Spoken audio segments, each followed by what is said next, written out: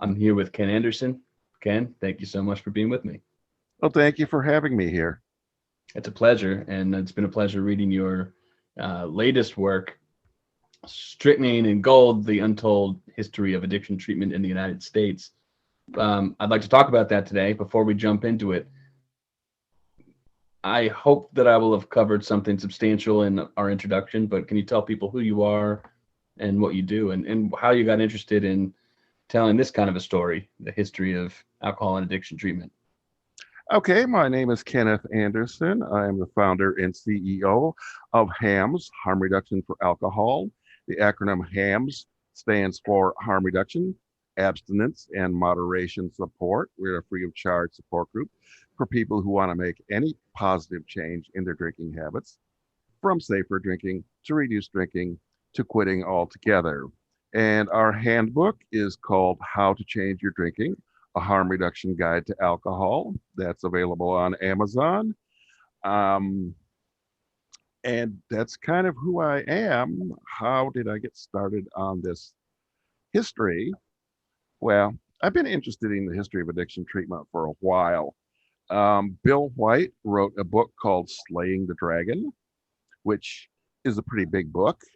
Um, Back when I was podcasting, I had him on my podcast a couple times to get through it. It's a really good book, but it just scratches the surface. And even what I'm writing now just scratches the surface. There is so much material that has never been written about, since it was written about in the newspapers 100 years ago. Nobody's gone back and looked at what happened and put it together, in so unless you want to be spending 4 years reading 100-year-old newspapers like I've been doing, you're not going to know anything about this stuff. You, if I could back up just a little bit, I know that you went into support groups, AA specifically, to your detriment, and I'm certain that that has to be something of a start for you getting interested in first starting your own mutual aid kind of a group, but ditching the tenets of something like AA and how that developed. Can you talk a little bit about your own experience going through? I know that this only it only touches the relation between the two topics, but it's an interesting background on you. Yeah, sure. I'm happy to talk about that. In fact, it really does bear on this a lot. I wouldn't be in this field if it wasn't for that. That's what I'm thinking. Yeah. So in the mid 1990s, about 1995, I checked myself into treatment because, um, let's see, I just finished my first year of graduate school and I was on summer vacation and I had just started drinking day and night because I was bored and depressed and all kinds of negative things. And I really needed to stop because it was literally day and night for about a week or so. So I checked in and to a rehab program. I will actually say which one it is. It's Cedar Ridge. It's in Stillwater, Minnesota. Um, and it's not a bad program. It's kind of half AA and half cognitive behavioral.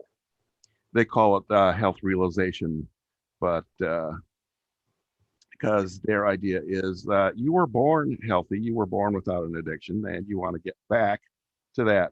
So that's inside you. So it's not like you're fundamentally diseased, it's like you're fundamentally healthy and you want to get back to that, Mm. which is not a bad idea.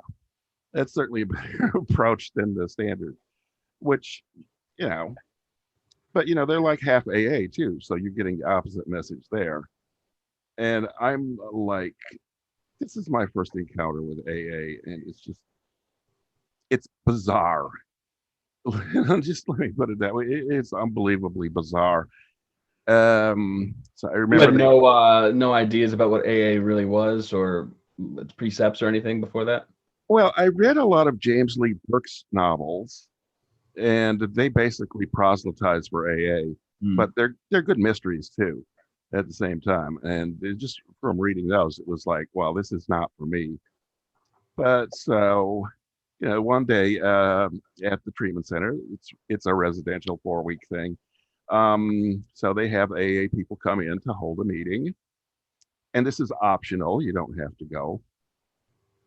But I showed up about in the middle of the thing, and anyway, I just remember, the guy says at the end of the meeting, "Let's all close with the Lord's Prayer." And I'm like, what the fuck are you doing? You didn't ask if anyone here is a Muslim or an atheist or a Buddhist or a Hindu. You just automatically, you must be a terrible AA meeting leader to automatically assume that everyone here is a Christian and no one is going to be offended, because I'm offended as hell by this.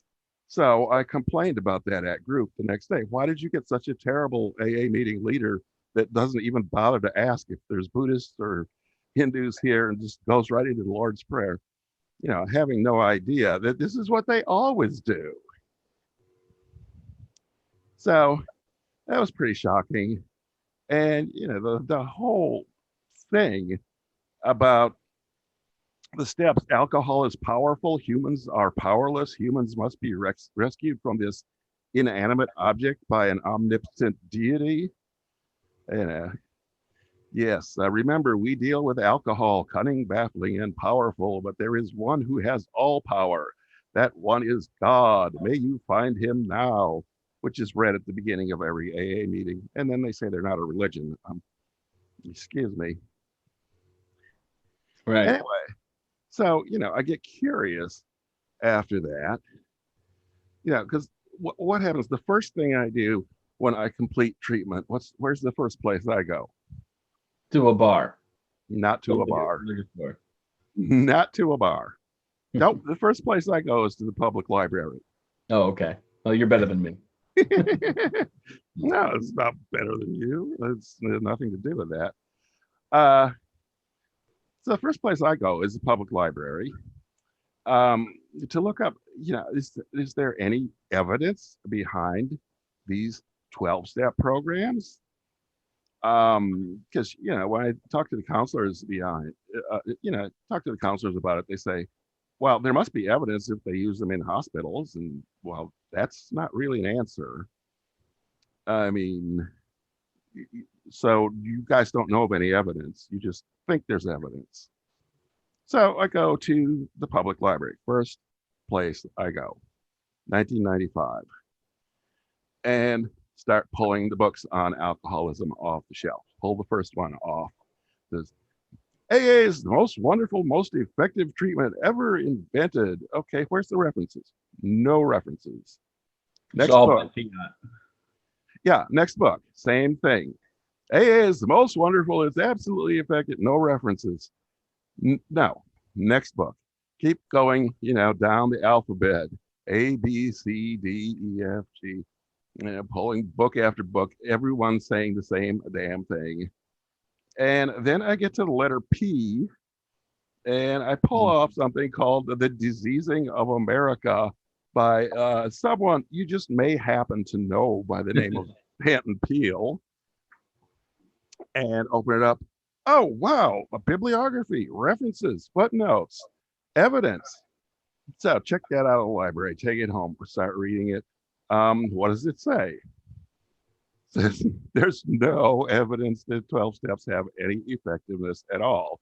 There's no evidence they're better than doing nothing. So yeah, that was this was my beginnings here. So why the hell, if there's no evidence, is this used in every hospital in the country, basically, as treatment? I mean, this is a really bizarre thing. So let's flash forward. So I wind up, let's see, founding a group. Well, I start with moderation management. I'm a member of that for a while, and then I find out about harm reduction, because what I was doing was harm reduction and not moderation. If you look at moderation programs, these standard moderation programs, they're kind of like, well, men can have 4 drinks in a day and 14 in a week or 12 in a week. The US says 12, Canada says 14, says 14, moderation management says 14. But whatever. And if you don't stick within the moderate drinking limits, you should go to AA. And that's like, what? It's like saying if you don't stick to the moderate drinking limits, you should go jump off a cliff. Why? Don't you recognize any levels of improvement? Well, Audrey Kishline, founder of Moderation Management, her book really didn't very much recognize any kind of level of improvement. You were either perfectly moderate or perfectly abstinent, or else you didn't exist, I guess, because there weren't any other options. There wasn't anything like harm reduction for alcohol at the time. And these aren't Audrey's ideas. She got them all from the professionals because that's what the professionals who were doing moderation treatment at the time, that's how they were doing it. Yeah. You either stick within these limits or you go to AA. So, but I wasn't doing that. I'd gone back to an old pattern, which worked really well for me, of drinking a fifth of whiskey 1 day a week and then abstaining the other 6 days. That was good. I managed to finish my master's degree with that because that's a lot of working time, 6 days a week. And you have 1 day that you kind of blow off and don't do anything. But, that worked pretty well for me. And somebody said to me, that's harm reduction. What you're doing is harm reduction. And so I was like, well, I really haven't heard much about this before. What is this about? I remember it was actually in New York City, and I was talking to the guy, and we were doing an MM meeting at the Harm Reduction Coalition, which used to host it up over there. And so, like, I pick up their free literature off the rack about the needle exchange programs and all that stuff, and I say, wow, this is pretty interesting. When I get back to Minneapolis, I am going to get a job in needle exchange. This would be a good place for me to get paid employment. Yeah, I go to the local needle exchange downtown Minneapolis. I'm like scared to death. And these are heroin users. My God, horrifying. To somebody like me, I'm a country boy. I was born and raised on the farm. I never was around any hard drug use in my life. So it was pretty scary. And, knock on the door and, trepidation. And they answer the door. And I go in and say, yeah, I'm looking for a job. I would like to get a job working in needle exchange. And they said, well, we just lost our grant and we just fired a whole bunch of people because we can't pay them. But do you want to be a volunteer? I said, okay, this would be a good way to learn about what harm reduction is. I'll start volunteering. And lo and behold, I found out heroin users are just people like everybody else. They're not really any different than people that drink alcohol or people that don't drink alcohol. It's just a bunch of human beings like everybody else. And some of the current or ex-heroin users are the nicest people I've ever met in my life. Now it's like my best friends. So it's like I look back on that and wow, I really bought into the whole moral panic that I had been fed by the news media. And it's all a load of bullshit. So when you developed your own program, was it based on, of course, you built in evidence to that program over time, just about the nature of the way that people function and human development. It's all sort of, insofar as there's destruction in someone's life, or it's a sliding scale, and you can move that needle on your own with your own free will. Was that, did you start the program on a pragmatic or practical basis, or was it, were you deep in research about, what the best sort of a group would be, or was it sort of a combination? Neither one at all. I was in moderation management at the time, as I said. I was actually their director of online services. So I was basically doing the listserv and the chat room. And, I kept, learning all these new ideas from Needle Exchange. And of course, I got books out of the library. This is just for my own good now. I got Pat Denning's book. Eventually, I got both her books. Yeah, I got Over the Influence first. Great book. It's a great book. It's a self-help book to practice harm reduction. It's one of the great books out there. And her other book, Practicing a Harm Reduction Psychotherapy, I think that's the title. It's another great one. That's aimed at professionals. Over the Influence is aimed at lay people, but they kind of cover the same ground. But it's a really good book, and I started learning how to do harm reduction and even how to do harm reduction groups from that book. And then I was learning all this. I was getting a whole new attitude from volunteering at Needle Exchange. It was a total, I don't want to say spiritual transformation, but it was a total psychological, physical, whatever transformation. It was a total change in my outlook on life because, when you do harm reduction, when you do needle exchange, when people come in to get clean needles, you don't say, might you be interested in treatment, or you don't look good, you need to do something. No, you don't do any of that crap. They learn from years and years of experience. If they put any contingencies on needle exchange, or if they even, suggest anything like that, people stop coming. Mm. They don't want to be told. They didn't come in here to get told what to do. They came in here to get clean needles. And that's generally true, wouldn't you say? I mean, people recoil as soon as you put a contingency on your relationship with them, or the basis for Yeah, help. Yeah. yeah. It's just that everybody's like that in everything. So why should people using drugs be different in relation to getting clean needles?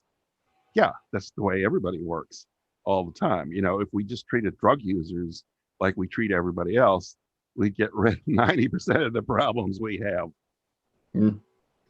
But so I learned this. Yeah, when somebody comes in to get clean needles, you say, thank you.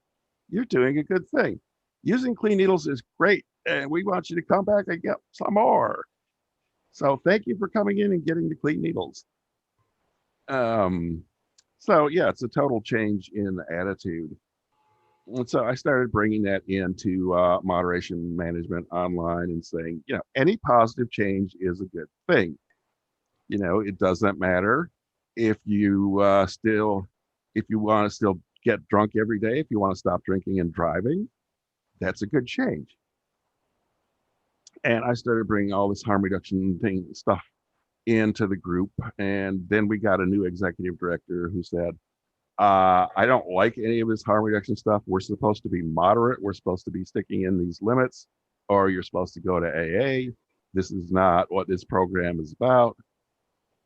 And by then, I'd been talking about this for years, had a whole harm reduction subgroup inside the thing. And we said, okay, if you don't want us here, we'll go. We said, okay, bye. We don't want you here. So we left and we started the group. So, yeah, the basic ideas were already all in place by then. They'd been gradually introduced. The idea that you treat a human being like a human being, and you don't put drugs or alcohol in a special category of the way whether someone ingests those substances, that you treat them differently. That is the first thing I thought about when will be a good segue actually. When you sent me the book that you wrote, the 2 volumes or the 2 parts of the book, the first thing I was wondering before I even opened any of the pages was, I wonder if we've always had this weird delusion about the phenomenon of what it looks like when someone drinks to destruction. I wondered, was anybody ever commonsensical, or at least sociologically interested in this phenomenon that people can ingest a substance and some subset of them do it to the detriment of their lives, and that people can kind of kick that habit with the right resources.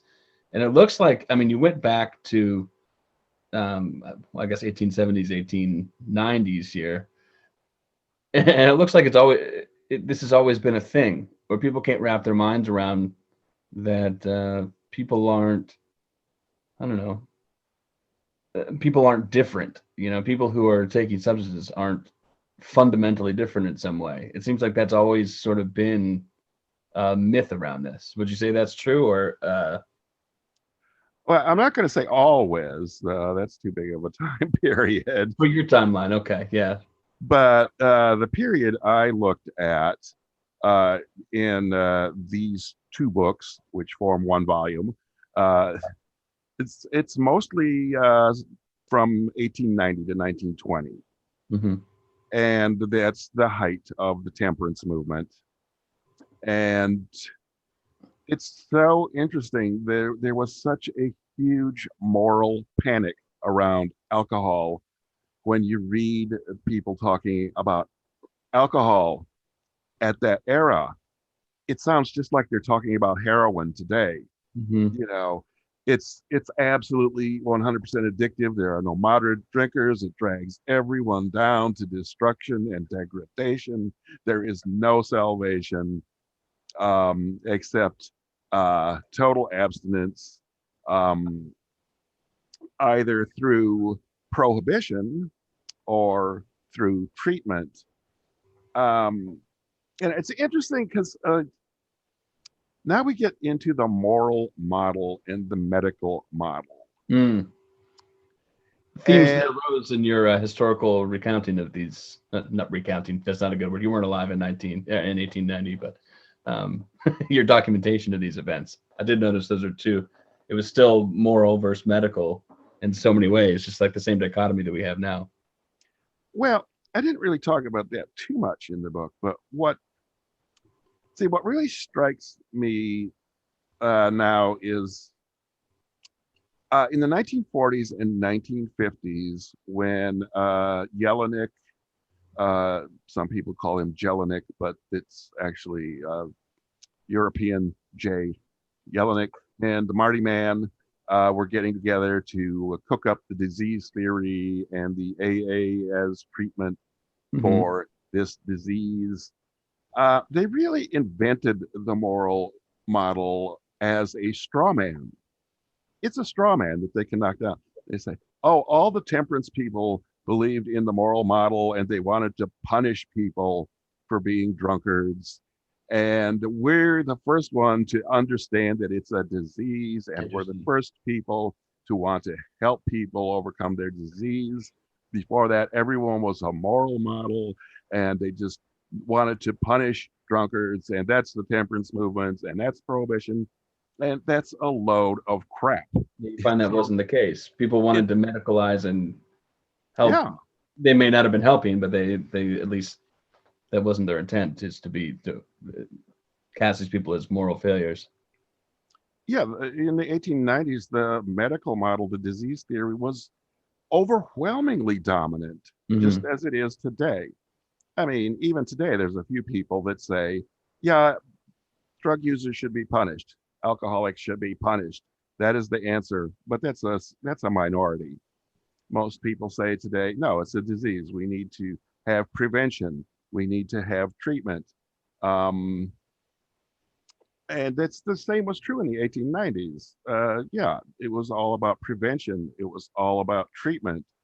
Um, and prohibition, if you look at the prohibition law, it was framed as a public health law.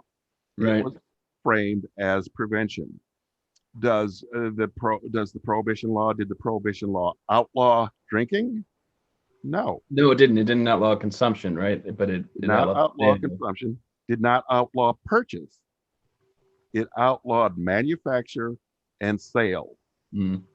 So we're going to put these evil saloon keepers, i.e., these evil drug dealers, because the saloon keepers of that era were the same as drug dealers of today. They were cast in the same light. So we're going to put these evil drug dealers, these evil saloon keepers out of business with this law.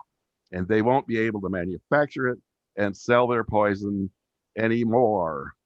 And that was the whole intent, was to stop them. And once we stopped these bad people, of course, there would be no more drunkards, and we wouldn't need treatment anymore because nobody would get the disease. Well, the other thing with the temperance movement was that they were very strong supporters of treatment programs of all types. When they released their statements, it was like, we don't support any specific treatment over any other one. We support all treatments. We're not experts to say which treatment is best, but we'll support all the treatments out there. So, yeah, it was the temperance movement was very much pro-disease model. It was pro-treatment. And it was pro-prevention. The whole idea of prohibition was a prevention law. Mm. And for about a year or two, it worked pretty good. And then organized crime developed a distribution system, a distribution network, and you could get all the booze you wanted once again. And so not only did it fail to stop sale and manufacture, but it also opened the door to, open gang warfare, drive-by shootings in the streets of Chicago. I mean, they were invented in the 1920s, drive-by shootings, and, kind of culminated with the St. Valentine's Day Massacre. I think that was 1927, if I remember. Which is just a total execution. And we have to remember Prohibition in 1920, in 1919, 1920, was overwhelmingly popular. It was a constitutional amendment. Hmm. It wasn't a law that Congress passed because it's unconstitutional for the federal government to prohibit the sale of substances like alcohol or heroin. So that Harrison Tax Act we're going to get to later, maybe, that's very unconstitutional. But there weren't a lot of people that were using morphine then compared to the number of people drinking. So the morphine users didn't have a big voice, but if they tried to just push alcohol prohibition through as a straight law, everybody and their brother would have been yelling unconstitutional. So they did it the right way as a constitutional amendment, which constitutional amendments are really, really hard to pass. Hmm. They have to be overwhelmingly popular with the people to pass. And in about half the states in the Union at the time, women did not yet have the right to vote. We always think of this suffrage as, the federal law got passed and all of a sudden all the women voted. No, Right. It was changed state by state gradually over a period of, I think, 30, 40 years, maybe 50 years. This is a long time. Women got the right to vote in one state first, then another state, then another state. But universal suffrage was passed after Prohibition. So it wasn't women voters that passed Prohibition. It was men. And it was an overwhelming majority because to get a constitutional amendment passed, you first need like 2/3 of Congress to put it out there, and then you need 3/4 of the states to ratify it. So it has to be overwhelmingly popular to get passed. So the temperance movement and prohibition, they weren't without their problems. I mean, we'll get into the detriment of that era, but it wasn't what people often associate with the basis for it. Wasn't what people often associate as the basis for it, which was that the idea that people who drink are bad people.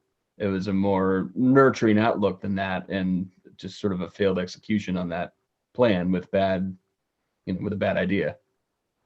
Yeah, it was a bad idea. In a country like the United States, you just can't do prohibition. I mean, look what a failure it is with drug prohibition. Complete and total disaster. It's Hmm. been going on for over a century. An absolute disaster. Now, if you were in Arabia, a theocracy, Muhammad did a good job of instituting prohibition, but that's a little different when you get to cut everybody's heads off. And Right. it's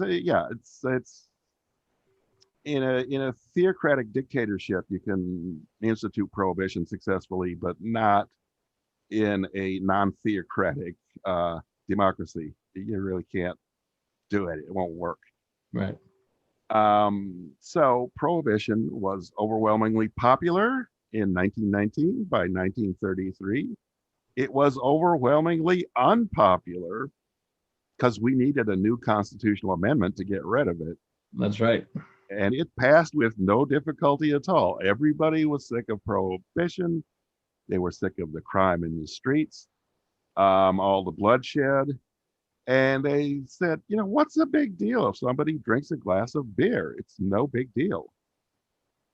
We could speculate, and I'm interested to get your take. It's interesting. It stands to reason that the idea of prohibition had to be popular enough to go into effect, for the Constitution to be changed in order for it to go into effect. It's odd that it was so popular. I mean, I often wonder, what was the general public thinking would happen in that era? I mean, there were saloons, and there was obviously, just like now, significant underclass to deal with.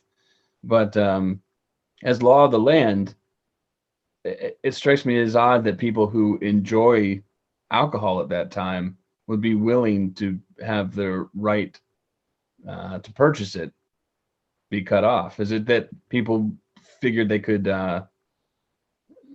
they had their supply somewhere and they could consume it if they had enough money? Or why would people who enjoyed alcohol be boosterish about it at that time, is I guess what I'm saying. Um, what you see is evidence throughout the 1910s, from 1910 to 1920, and particularly the second half of that era, you see people really drinking less and less. And you see prohibition didn't happen all at once just because we had federal prohibition. There were all kinds of things going on that were limiting the supply of alcohol.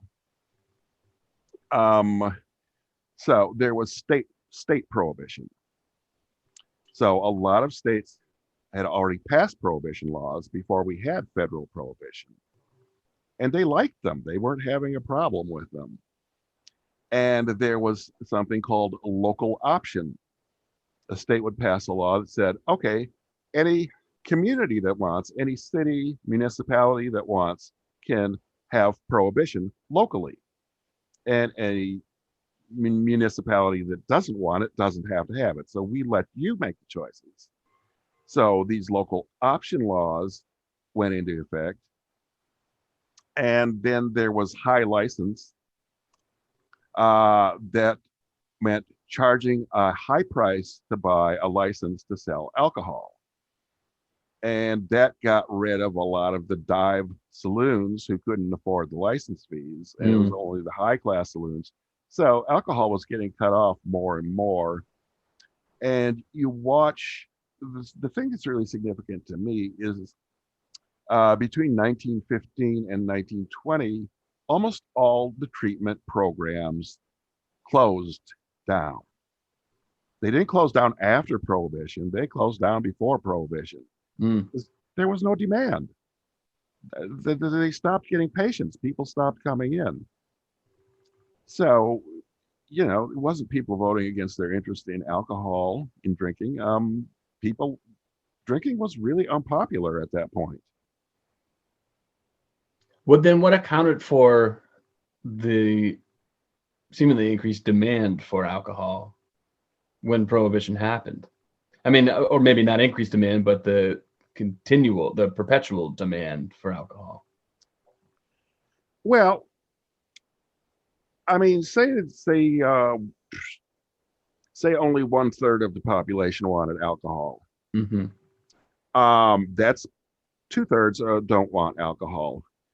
Well, 2/3 is plenty to get the constitutional amendment passed. That's a huge majority. About 1/3 is plenty to make a huge demand that needs to be supplied. I mean, people who use illicit opioids, it's nowhere near 1/3 of our No, population. not even close. Yeah, yeah. It's a tiny number of people, but that's still a big enough demand to keep an underground network of supply going forever. Would you So, say people who are in favor of prohibition continue to drink despite their being in favor of prohibition? um, no, a lot of people quit drinking. I mean, for a lot of people just automatically obey the law. Hmm. And if you're one of these people, I mean, most of the people in the US today, uh, they drink a couple times a year and they have 2 or 3 beers when they drink. You know, obeying the law is nothing to them Hmm.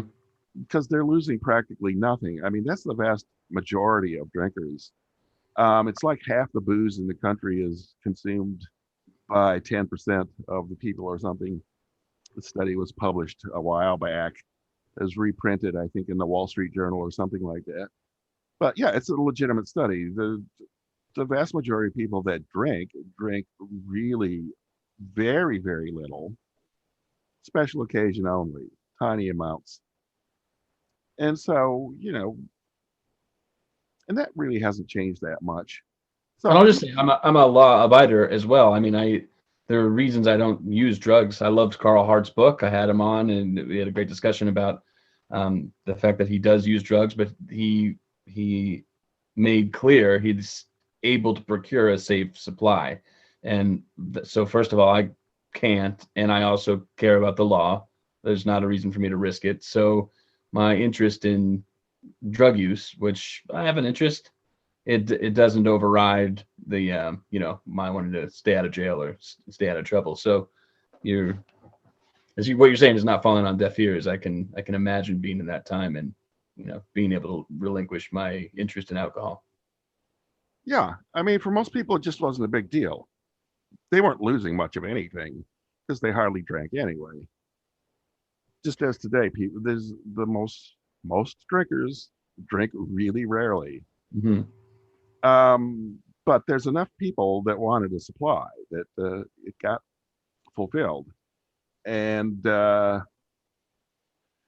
well, we know why prohibition was a disaster. We know the growth of organized crime, this underground network. You've seen it in every goddamn movie, from the Mm. Untouchables to the Boardwalk Empire, which, Great show, by the way.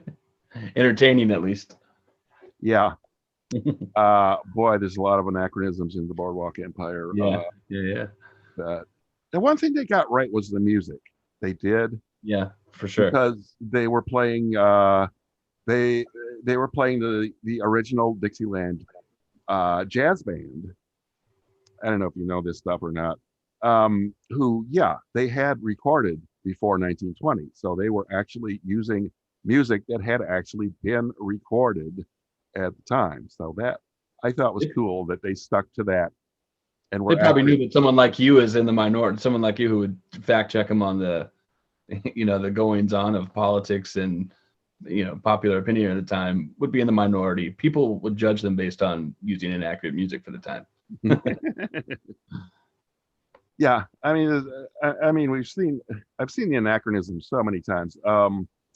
So prohibition gets enacted in 1920, and nobody can buy hard liquor anymore, except the law that outlawed hard liquor was passed in 1919. The law that outlawed all alcohol, including beer and wine, that was the one that was enacted in 1920. Mm. So it was, they called it the Thirsty First because it was July 1st, right after June 30th. So July 1st, 1919, it became illegal to buy hard liquor in the United States. And the nickname of the law was Wartime Prohibition, although the war was over, because they dreamed it up while the war was on. This was to save Right. grain for the Yeah. war effort. You got to keep the banner. Even before that, the Thirsty First, the Wartime Prohibition Act, there was the Lever Food and Fuel Act, which made it illegal to manufacture liquor in the United States. So it wasn't being made after 1918. You couldn't manufacture it anymore. You could still sell it. You could sell imported booze. You could sell booze that already existed. Guess what? The prices of booze went way up. So, booze was expensive. There was the local option laws. There were the high license laws. So, yeah, drinking really got reduced severely between 1915 and 1920.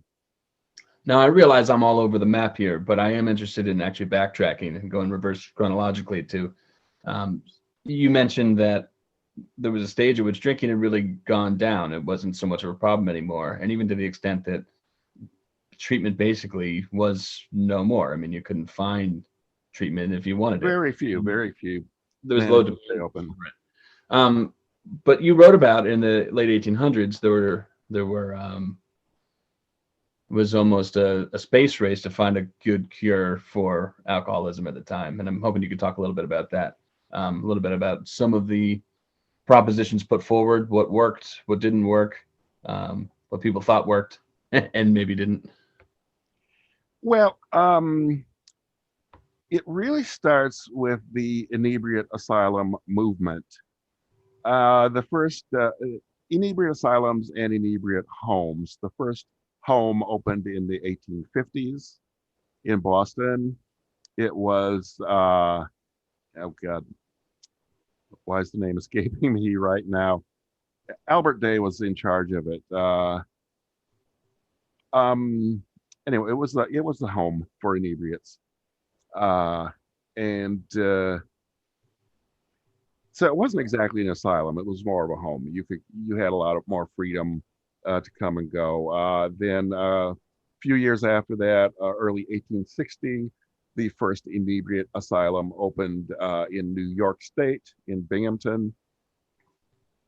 And here people were basically locked up and could not get out, and they could not get booze. And that was going to be the cure. If you could keep people locked up long enough, they would lose their interest in drinking.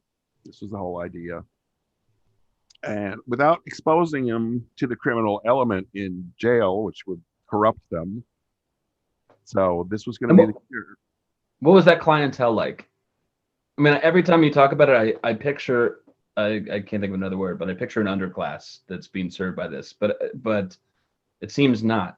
It seems like this was the cure. I mean, if you are interested in becoming cured from your alcoholism, an inebriate home would be your best bet or the only game in town.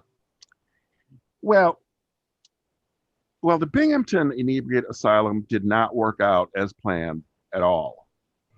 So most of the patients there were actually rich and they were self-paying. And it had accommodations for like 400 patients, and their average census was like 40. So they had built this huge thing and nobody came. Yeah. They build it and they will come. Well, they built it and they didn't come. So yeah, we had this huge asylum and nobody came. The courts were not committing people to it. So there were very few committed people from the underclass. So it was mostly paying patients. And it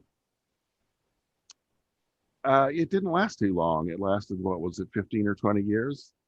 And it was built by the state, and the state turned it into an insane asylum, because it's like, you got 400 rooms here, you got 40 patients. We have all our insane asylums are overcrowded. We got people sleeping in the hallways. We need this space for the crazy people, because we don't have room for them. So that was pretty much a failure. The Washingtonian Home in Boston, that's the name. The Boston Washingtonian home, That's right. I could have said that. on the other hand, was quite successful. In fact, it was in existence until 1980. It changed its name in the 1930s to the Washingtonian Hospital and introduced more modern scientific treatments. They introduced aversion therapy that they got from Shadle Sanitarium in Seattle. But yeah, this lasted well over 100 years. So the Washingtonian home, as I said, was less restrictive. It dealt, it tended to deal with a lower class of drinkers too. So they had a lot of free beds. Um, it it wasn't too bad. It's better than the inebriate asylum stuff. And Thomas Davison Crothers kind of became the de facto leader of the inebriate asylum movement. He was the editor of the Quarterly Journal of Inebriety for its entire existence. And, it was kind of his ideas were law. He thought that inebriates should be locked up for 1 to 2 years until they got over the habit. And if when they got out, if they relapsed, it proved they were incurable and they needed to be locked up for life in an inebriate asylum to keep society safe. So he was pushing for that. He was pushing for every state to build an asylum, for every state to have these laws. He failed miserably. Mm-hmm. Yeah. The states did not like this. It was like, yeah, they're just getting drunk. What's the big deal? Everyone with a problem, let's put them in a hole and just like top it off. That's yeah. rough. So the inebriate asylum movement did not succeed at all. There were not very many of them ever built, and those that were built didn't last very long. The homes did somewhat better. As I said, the one in Boston was around a long time. They were much less restrictive, as I said. And but that movement was the one side of treatment until 1886 was the magic year. In 1886, a doctor in Russia published a paper which said, I gave some alcoholics, actively drinking alcoholics, injections of strychnine. By the way, I'm using historically correct terminology here. Right. Anytime I talk about things after 1980, I use the term alcohol dependence, alcohol abuse, or alcohol use disorder. Before 1980, it was alcoholism treatment. It was alcoholics. So I'm using, because they're not synonyms. They're not. This one is not a politically correct synonym for the other. They're entirely different categories. They have completely different meanings. So they're just not synonyms. So I'm talking about, yes, this is what they said at the time. They said alcoholics. He gave alcoholics injections of strychnine, 3 injections a day. I think it was 3. It might have been 4. And let them drink. He didn't stop them from drinking. And after 3 days of injections, they could not drink alcohol anymore. This is repulsive, nauseating, disgusting. I can't drink. And he published this. And the English language medical journals picked up on it. All of them republished it because this was an amazing thing. Nobody ever heard of anything like this before. And so every medical journal published it, but the one journal that ignored it was the Quarterly Journal of Inebriety, the one of the asylum movement. They didn't, drug treatments for alcohol, terrible, terrible.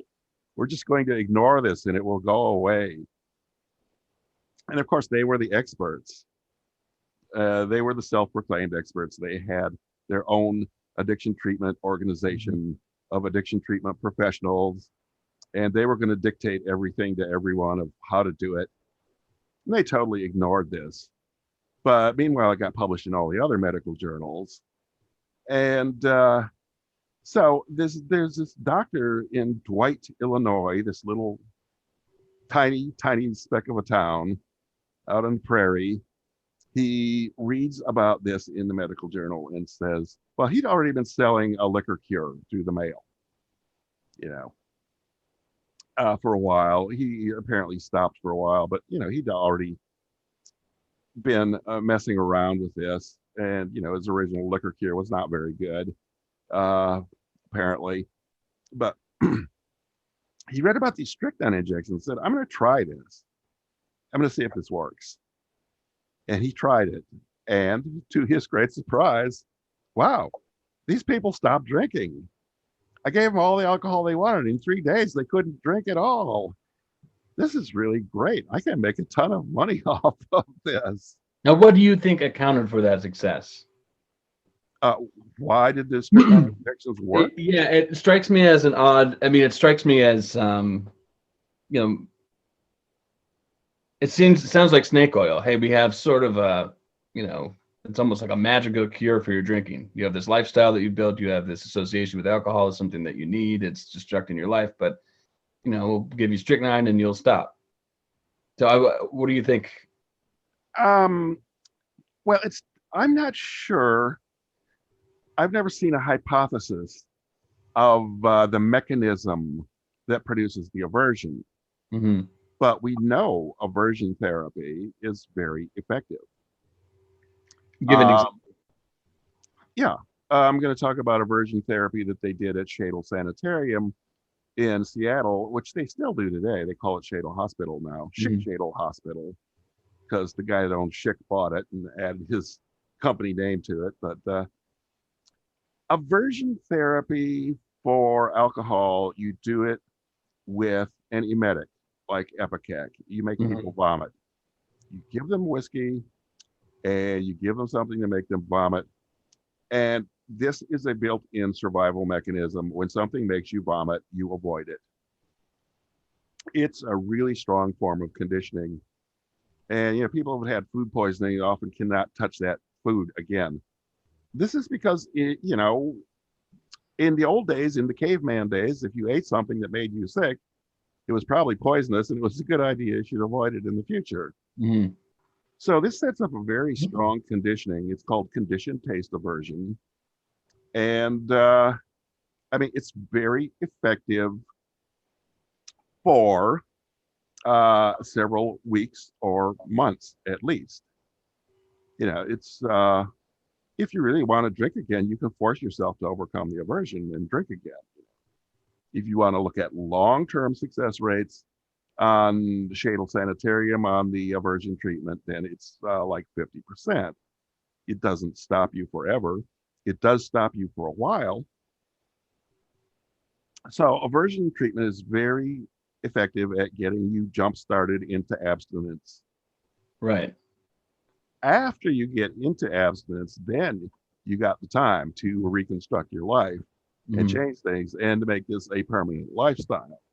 And if you don't, you're going to be back drinking again eventually within a few months, a year, couple of years, whatever. You'll be drinking again. But it does work very well to get you stopped.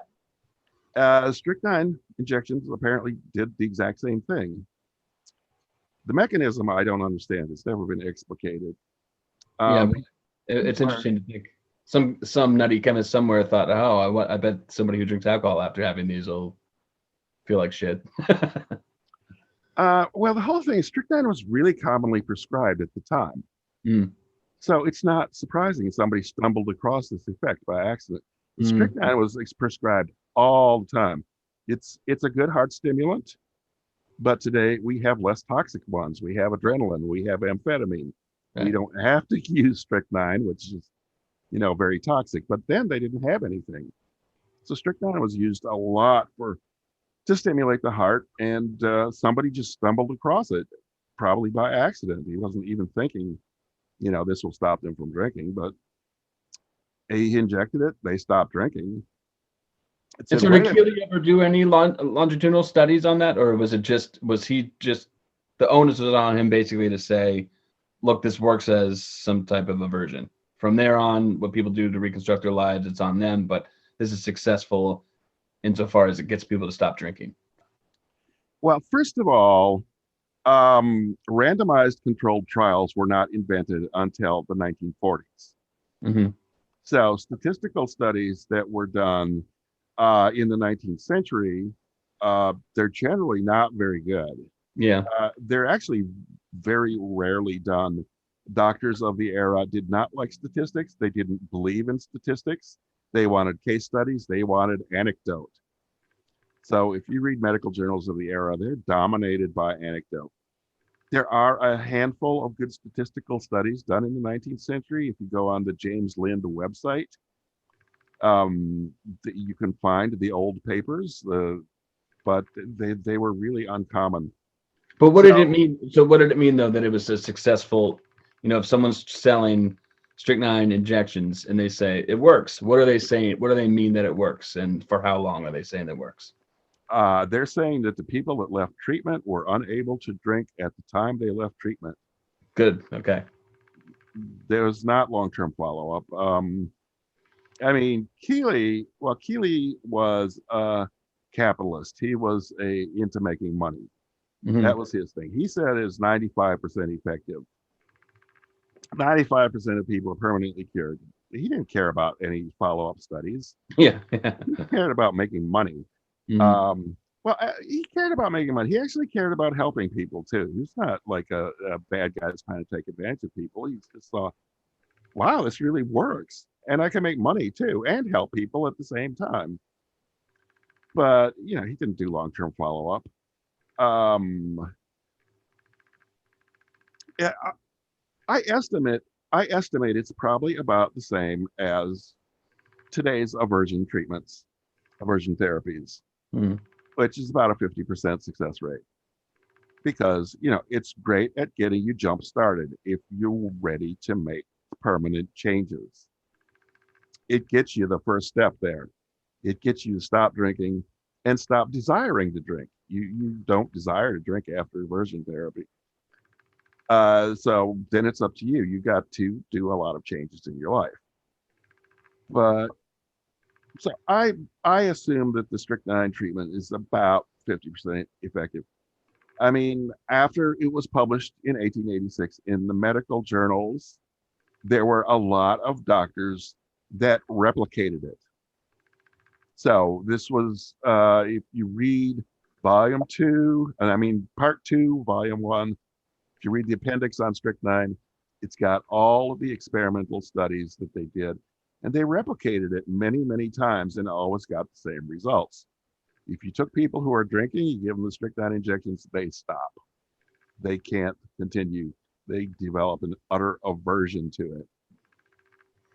So at this point, there's some warring factions. Let's say there's an idea that something could be people could be medically supported, and then there's the idea that people need to go away for a period of time. How did that reconcile, or did it ever? It never reconciled. The addiction treatment experts, the asylum people, spent all their time attacking Keeley and the other gold cure institutes. See, Keeley didn't want to tell people, I'm giving you strychnine and curing you. He said, I'm giving you gold. Gold cure, yeah, This is a secret gold cure. I have the secret formula to make right. the gold non-poisonous, but it's really strychnine. So he sells it as a gold cure. And these asylum people, they write countless articles in the press and in their journals about how terrible these Keeley people are, how they're gulling the public with a humbug. And meanwhile, they're offering a treatment that nobody wants. It's a complete failure. But they're totally against any pharmaceutical treatment. It's kind of like you saw the whole damn thing replicate again. Hmm. Everyone needs to go away to the 12-step rehab and be away from, and nobody should be on methadone and nobody should be, we had this big war between the medication assisted treatment and the 12-step based or therapeutic community based treatments. It's the same thing. History repeats itself. And to harken back to a question something I posed earlier, were there people there who are interested in studying people and their lives and their life experience, like a psychosocial kind of an interest? or people who were making any sort of noise about how lifestyle changes might lead to better results, or was that just a non-starter at the time? Um, well, people weren't really talking about that so much, but to some extent, to quite a large extent, they were doing it. Mm, When Keeley started getting successful, I mean, about 1890, I mean, he started in 1886. By 1890, he was treating 1,000 patients a day at Dwight. mm, That was how many people were coming. And that's when he branched out to 126 branch institutes. Um, but the graduates of his program, and that's what they called them at the time. Yeah, they called it the Keeley College, and they called themselves the graduates of the Keeley College. Um, uh, but a bunch of the graduates got together and said, "Let's form a club to support each other to not drink." And Keeley clubs got very popular. They think they had over 30,000 members at one point. And this was encouraging people to make lifestyle changes. You have to remember, was Keeley was selling his cure for a profit. This was a proprietary treatment. This was a motivated treatment. sure. So it cost for the 4-week course. It cost about $125, which in 1890 was a huge amount of money. It was not a cheap cure. So it cost about $100 for the treatment and then $25 for your room and board. So it wasn't cheap, which means that the people that could afford to take cure had a lot of recovery capital. Mm, So they had some sort of employment, some source of money. They had probably their families were intact.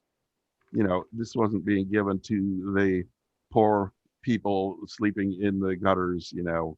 He wasn't the low bottom drunk, as they say. No, these were people with a lot of recovery capital. So they had a good chance. Once, if they stopped, if they got aversion to alcohol for a while, they had good chances of permanent recovery. mm, And although the Keeley Leagues did give away some free treatments, they were very selective about who they chose. It's people of our class who have fallen on bad times. People who used to be lawyers or used to own companies and have now fallen. Those are the people that they'd give the charity treatments to. right. So, yeah, there was a lot of recovery capital in the people that took the treatments. Now we don't have. I let a lot of fodder all start the interview, so we don't have very much time left. But I want to get into what became the most dominant form of treatment. And then you mentioned that, I mean, this is decades later, but eventually the need for treatment sort of fizzled out. So with an unserious amount of time, I'm interested if you could give your perspective on what happened there. There seemed to be some need for treatments, and there were arguments about what counted as a treatment. There were some people with proprietary treatments. There were some people who were just trying to, lead us into whatever we could get our hands on. And then eventually, decades later, the need for it fizzled out. And I don't know, that's a lot in the same basket there, but I'm interested in your chronologically relevant take on all of that and what happened. Well, during the 1890s and up till about 1910, the Keeley cure was definitely the dominant form of treatment. It was huge. Mm. At one point, he had 126 branches in the no, that was worldwide, 126 worldwide. After the Depression of 1893 hit, the small branches in the small towns consolidated around the big cities. So there was a smaller number of total branches, but there was still a lot. And now they were operating in big cities instead of tiny towns. Yeah, Keeley thought they should be in tiny towns where people were away from temptation. He thought putting them in big cities was a bad idea, but they had to. But Keeley was definitely dominant, and then he had at least 100. I think they estimated 300 imitators who were also selling some gold cure that they ripped off from him. Right. And so the whole gold cure was huge, 1890s. Um, about in 1902, the first Gatlin Institute opened. And this was conditioned taste aversion. They gave you whiskey and they gave you Epicac, and you threw up and you developed an aversion. And they could do that in 3 days. And Keeley's strychnine cure took 28 days, which I think that's where the 28-day thing came from, because Right. That fits the model. that's the first I heard of it. Uh, but the Gatlin cure could be done in 3 days. So this was conditioned taste aversion. Gatlin himself was a wholesale druggist, and he was mostly interested in his drug business, Mm. and kind of ignored the treatment end of it and put it in other people's hands, and they didn't manage it very well. So it got, I think there were probably a dozen branches of that at one point. At one point in time, over time, I think there were 20 or 25, but they'd open and fold really quickly. Uh, there was not good business management behind it and not good capital backing. Um, oh, a doctor named Benjamin Neal, who worked for Gatlin in 1909, left the Gatlin Institute, and so he connected with a banker in Iowa named James Bruce, who actually operated a chain of banks. He had huge financial capital behind him and great business acumen. And they connected. And Neal said, "Hey, I've got the cure, and you've got the financial and business connections. Let's get together and create Neal Institutes, Mm. and we can clean up." And so, yeah, the Neal Institutes were very successful. There were about 80 of those at one point. And they gave so they existed basically from 1910 to 1920. One or two existed throughout Prohibition, but most of them closed before Prohibition. But they got really big, really fast. They gave Keeley a huge amount of competition. And then, as I said, between 1915 and 1920, all of a sudden the demand for treatment just dried up completely. Nobody was looking for it anymore. And how about after Prohibition, when of course it was around that close to that time that the premise for something like AA would arise? Well, after Prohibition, these guys that had done treatment before Prohibition, they were old guys now. Yeah, yeah. So they didn't really go out and start, a brand new business rolling again.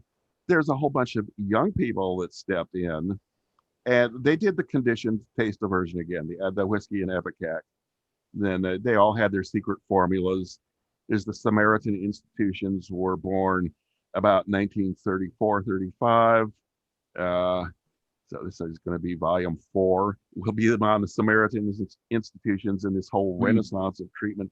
There's a whole bunch of aversion treatment chains that got started at this time. At the same time, AA got started. And interestingly, the Shadle Sanitarium in Seattle was founded by Charles Shadle, who was a chiropractor. And he said, "Well, maybe I can make some money if I sell a liquor cure." He said it about 1935. So he bought into a franchise called the Halco Treatment. He bought a franchise for, let's see, state of Washington, Oregon, and British Columbia, I believe.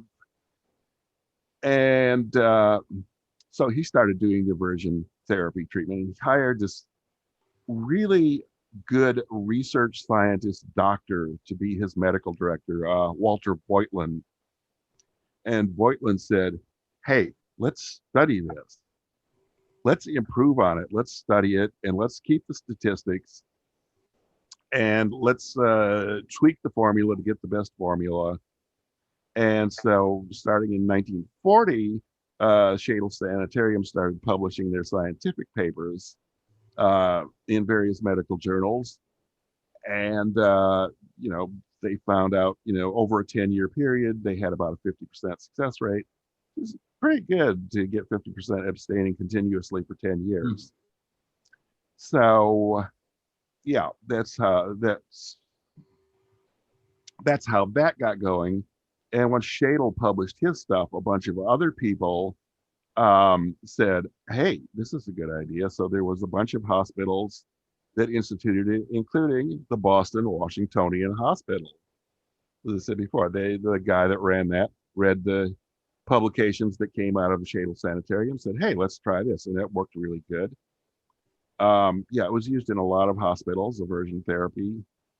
And of course, there was, in addition to the hospitals using the legitimate version that was published in a scientific paper, there were all these proprietary wildcat operations, franchises, like the Samaritan institutions that were doing their own thing.